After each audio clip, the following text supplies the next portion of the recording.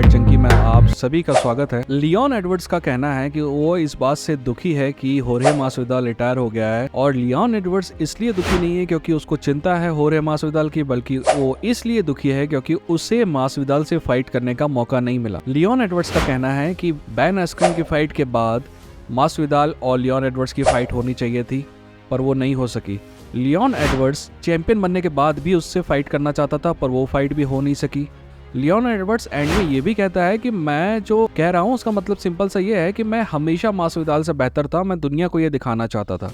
दोस्त Leon, we like you but you are lying. तुम इसलिए मासविदाल से फाइट नहीं करना चाहते थे कि तुमको दुनिया को दिखाना है कि तुम मासविदाल से बेहतर हो, क्योंकि हमें सबको पता है कि तुम मासविदाल से बेहतर हो। तुम दुनिया को ये दिखाना चाहते थे कि मासविदाल से फाइट करके पैसा कितना मिलता है, और पैसा कमाने में कोई गलत बात नहीं है दोस्त। तो जो कहना है कहो, पर हमको चूतिया मत समझो, ठीक है? आगे बढ़ते हैं, पर आगे बढ़ने से पहले सब्सक्राइब करिए, बेल आइकन को क्लिक करिए, क्योंकि ये कॉम्बैट स्पोर्ट्स का सबसे बेहतरीन चैनल है। अब बात करते हैं अल्जमेन स्टर्लिंग की। अल्जमेन स्टर्लिंग लियोन एडवर्ड जैसा दूसरा आदमी है, चाहे बेचारा कुछ भी कर ले, उसको इज्जत मिलती नहीं है। अल्जमेन स्टर्लिंग से किसी ने पूछा कि क्या Sean O'Malley next Conor McGregor हो सकता है, तो अल्जमेन का क्या जवाब था आप खुद ही सुन लो, फिर मैं समझाता हूँ कि अल्जमेन क्या कहना चाह रहा है, ठीक है ना? अल्जमेन थोड़ा लंबी बात करता है, इसलिए सुन लो यार, या फिर थोड़ा आगे बढ़ा के सुन लेना कि मैं क्या कहना चाह रहा हूँ, ठीक है? तो ये है अल्जमेन Stirling. It's gonna happen. Sometimes when people say certain things and it sounds like they believe everything that they're saying, it gets really wacky. Specifically, what I'm talking about is Tim Welch saying, like when Ariel asked him, does he think that the UFC would rather him be the face of the bantamweight division or be the champ? Sean. Sean. Face, yeah. And I agree. I do think that the UFC does want that. But then when he started going into like his reasonings of why and start calling himself like this knockout artist, and not saying he never knocked anybody out, but it's just very different now that he's. सुन लिया? वैसे तो मैं अल्जमेन Stirling की बकवास से थोड़ा सहमत नहीं होता हूँ, बट यहाँ पे अल्जमेन स्टर्लिंग कुछ भी गलत नहीं कह रहा है। अल्जमेन स्टर्लिंग और पीटर यान की फाइट जो है वो क्लोज थी, बट सभी को पता था कि फाइट जो है टिल्टेड है अल्जमेन स्टर्लिंग के पक्ष में। पर पीटर यान और शॉन ओमेली की फाइट ना सिर्फ क्लोज थी, बल्कि मेरा मानना है कि मैं फाइट को 3 बार देखने के बाद भी इसी डिसीजन पे पहुंचा हूं कि वो फाइट पीटर यान ने जीती थी, ना कि शॉन ओमेली ने। और शॉन ओमेली ने टॉप 10 में किसी और को हराया है क्या? I don't think so.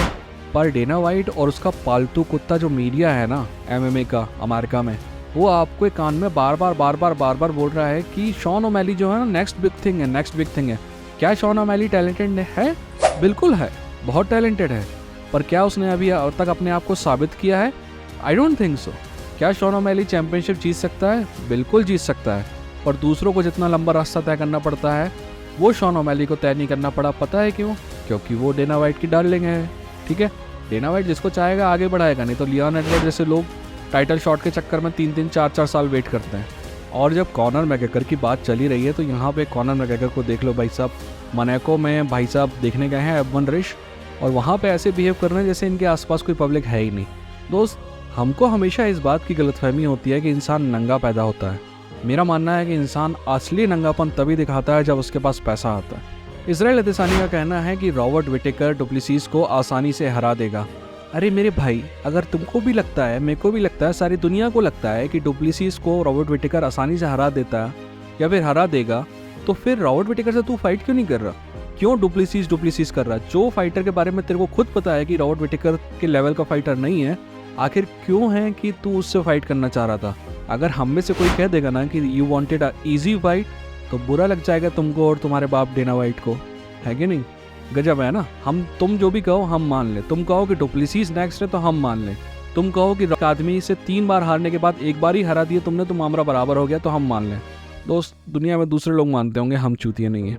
And में बात कर लेते हैं फ्रांसिस नगानू की। फ्रांसिस नगानू का कहना है कि UFC जो है उसके साथ डर्टी गेम खेल रही थी, और मैं इस बात से पूरी तरह सहमत हूँ। याद है आपको, डेना वाइट हमेशा बकचोदी करते रहता है कि हमको 3 फाइट देना है, 3 फाइट देना है, 3 फाइट देना है, 3 फाइट देना है, 3 फाइट देना है ना? और दूसरी तरफ ये भी कह रहा है कि फ्रांसिस नगानू फाइट नहीं कर रहा था। फ्रांसिस नगानू हर किसी से फाइट करने को तैयार था। फ्रांसिस नगानू को 3 फाइट देने की जगह UFC ने चुना कि उसको सीधे पैसा दे दिया जाए, और वो साल में 1 बार फाइट कर रहा था। क्या तुम उस आदमी को कायर मानोगे जो ACL और MCL दोनों टूट जाने के बाद भी फाइट करता है चैंपियनशिप के लिए? क्या तुम उस आदमी को कायर मानोगे जो हजारों किलोमीटर पैदल चल के एक कॉन्टिनेंट से दूसरे कॉन्टिनेंट जाता है। साला मैं एक मोहल्ले से दूसरे मोहल्ले जाता हूँ तो मेरी हालत बेकार हो जाती है, वो आदमी एक महाद्वीप से दूसरा महाद्वीप पैदल चल के आता है। क्या तुम उस आदमी को कायर मानोगे जिसने अपनी ज़िंदगी की स्टार्टिंग के बहुत सारे साल जो है माइनिंग करते हुए बिताएं? क्या तुम उस आदमी को कायर मानोगे जो UFC से लड़ बैठा? दोस्त, फ्रांसिस नगानू को हज़ार चीज़ें कही जा सकती है बट उसको कायर नहीं कहा जा सकता। बट क्योंकि UFC और UFC के आंडे जो है वो एक ही पिछवाड़े से सोचते हैं और बोलते हैं, तो उन सबको फ्रांसिस नगानू कायर लगने लगा। ठीक है ना, अंगूर नहीं मिले तो खट्टे थे। अगर UFC में रह जाता फ्रांसिस नगानू तो बैडेस्ट मैन ऑन दी अर्थ हो जाता। अभी नहीं है UFC में तो डरता है। क्या भाड़ में जान दो यार, इन लोगों का साला रोज का यही चूतियापा है। अपना काम करो, अपनों का ध्यान रखो और अपना ध्यान रखो। मिलते हैं अगले वीडियो के साथ। ये था इंडियन फाइट जंकी। लड़ेंगे, जीतेंगे। ठीक है।